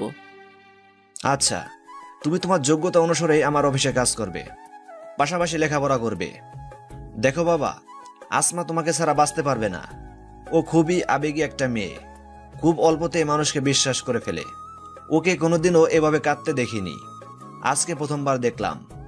দয়া করে তুমি আপনি আসমাকে আমার সাথে বিয়ের কথা বলবেন না, এটা ওর জন্য সারপ্রাইজ। আচ্ছা ঠিক আছে, তবে আমি চাই তুমি সকালে তোমার দেওয়া বাড়িতে ওঠো। প্লিজ কিছু মনে করো না। আমি এটা দেব না, অফিস থেকে তোমাকে দেওয়া হবে। তার বিনিময়ে মাসিক বেতন থেকে টাকা কেটে রাখা হবে, তোমার বেতন থেকে।